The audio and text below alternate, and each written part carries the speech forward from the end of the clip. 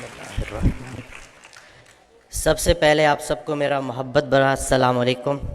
نہیں پڑھی، یہ جو نفرت ہے نا، ظرف دکھانا ہے، اور اتنی کوئی بڑی بات ہے ہی نہیں۔ مقصد بندہ ہے تو نتیجہ بھی بندہ ہے، مقصد اللہ ہے تو نتیجہ بھی اللہ ہے۔ تو سب سے پہلے تو ہم نے اپنی توقعات کو مومن کرنا ہے، زندگی مومن ہو ہی جائے گی۔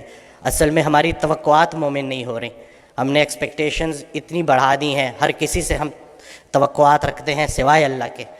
تو اپنا گھر، اپنی تنہائی، اپنی قبر، اسی کے اوپر فوکس کریں۔ ہر انسان سے اس کا اپنا پوچھا جائے گا۔ جس شوہر کو اپنی بیوی میں صرف برائیاں نظر آ رہی ہیں، اصل میں اس کو اپنی تمام برائیاں اپنی بیوی میں نظر آ رہی ہیں۔ اچھے شوہر کو اپنی بیوی اچھی لگے گی، برے شوہر کو اپنی بیوی برے لگے گی۔ اب بتاؤ، بیوی اچھی لگتی ہے یا بری لگتی ہے؟ یعنی کہ سارا کا سارا فوکس ادھر کر دیا، جھگڑا ہی نہیں کرنے دیتے، سارے جھگڑے ختم کر دیے الحمدللہ۔ جھگڑا جو ہے نا، وہ دو بندوں کا نام ہے، صلح ایک بندے کا نام۔ ابھی ریسنٹلی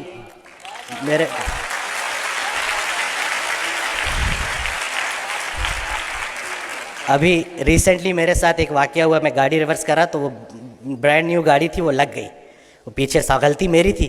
تو میں اترا تو وہ بڑے غصے میں میری طرف آئے، تو میں نے فوراً معافی مانگ لی نا کہ مجھے نظر نہیں آیا، میں بہت معذرت کرتا ہوں، اور بہت زیادہ میں نے ان سے معافی نا۔ تو ابھی وہ غصہ ان کا ایک دم سے اتر گیا، کہتے ہیں آج کل معافی کون مانگتا ہے؟ تو میں نے کہا جی وہ نقصان چھوڑے، نقصان کو اپنا نمبر دے اور رابطے میں رہیں گے۔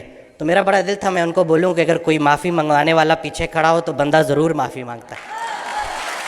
تو یہ کسی کے حوالے سے زندگی گزارنا کتنی آسان ہو جاتی ہے، اگر ہمیں پتہ چل جائے تو ہمارے سارے جھگڑے ختم ہو جائیں۔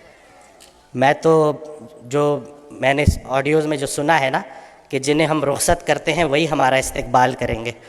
تو حضرت واصف علی واصف رحمۃ اللہ علیہ کی میں آڈیوز سنتا ہوں، تو اس میں انہوں نے جو ہمارا فوکس ہی چینج کر دیا ہے کہ جب ہم وہاں پہ جائیں گے تو جن کو ہم پیچھے چھوڑ کے آئے تھے وہ ہمیں آگے ملیں گے، تو اب ان کے لیے کیا لے کے جا رہے ہو؟ تو اپنے والدین کے لیے صدقہ جاریہ بننا ہے، اور یہ چھوٹی سی زندگی ہے، اس میں الجھنا نہیں ہے۔ آسانیاں دو، آسانیاں ملیں گی۔ ہر وہ نیکی جو تم دوسرے کے ساتھ کرتے ہو اصل میں اپنے ساتھ کرتے ہو، ہر وہ بدی جو تم دوسرے کے ساتھ کرتے ہو اصل میں اپنے ساتھ کرتے ہو۔ اسلام کوئی بات نہیں ہے جو پڑھ کے سنانی ہے، اسلام ایک کام ہے جو کر کے دکھانا ہے۔ تو اللہ پاک ہمیں استقامت دے کہ یہ نوجوان ہمارے سامنے جو بیٹھے ہوئے ہیں انہوں نے ہی ہمیں ریپلیس کرنا ہے۔ اور میں یہ کہتا ہوں کہ اگر کچھ پرسنٹیج ہی پاپولیشن کی اگر شعوری سطح پہ جتنی لیول آف کانشیسنس بڑھے گی، اتنی کریج آف فارگیونیس بھی بڑھے گی۔ اور حضرت واصف علی واصف رحمۃ اللہ علیہ کا بڑا پیارا فکرہ ہے کہ میری بیسک تعلیم یہ ہے کہ سب کو معاف کرو۔ تو بس یہی کرنا ہے کہ معافی تلافی کر کے اپنی اپنی قبروں تک جانا ہے۔ کوانٹم فزکس کا ایک فکرہ ہے کہ death is just an illusion.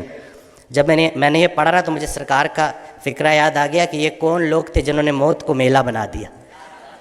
رسول اللہ صلی اللہ علیہ وسلم کی حدیث ہے، اس کا مفہوم ہے کہ جب شہید ان مراحل سے گزار کر اپنی جان کا نذرانہ پیش کر کے جب بارگاہ اللہ میں جب اللہ کے سامنے حاضر ہوگا، بارگاہ خداوندی میں، اور اللہ اس سے پوچھے گا کہ بتا تجھے کیا چاہیے، تو وہ بولے گا مجھے بار بار اسی راستے سے گزارا جائے۔